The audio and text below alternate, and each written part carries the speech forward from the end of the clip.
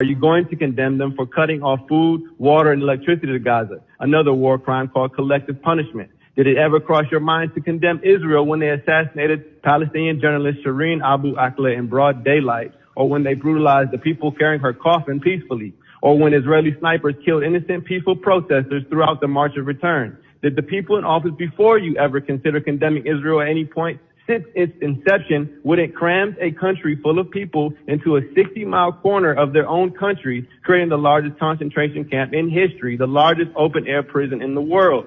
The answer is a resounding no. You never considered it, nor did your ancestors. But unfortunately for you, times have changed. The world is increasingly aware of the crimes of Israel and increasingly aware of the framework of politicians who enable their continued apartheid by resolutions such as these.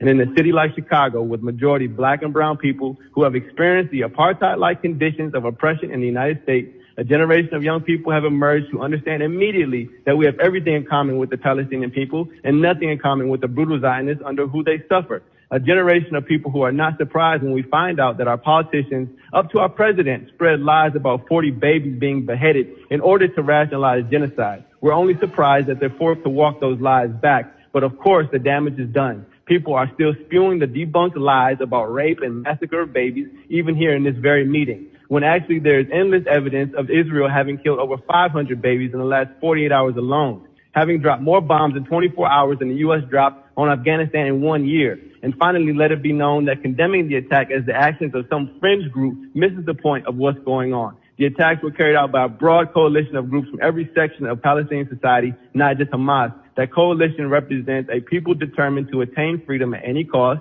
and they have arrived at this point in the face of a broad coalition of right-wing Zionists and their supporters like those in the city council who would start a meeting with a prayer calling for their attempts at freedom, a second Holocaust, where are so silent you could hear a rat piss on cotton when innocent, peaceful Palestinians are annihilated day in and day out like the Native Americans of this country. If it were another time, these same people would be condemning Africans for rebelling against their slave masters during slavery, such as Nat Turner or in the Haitian Revolution. Thank you.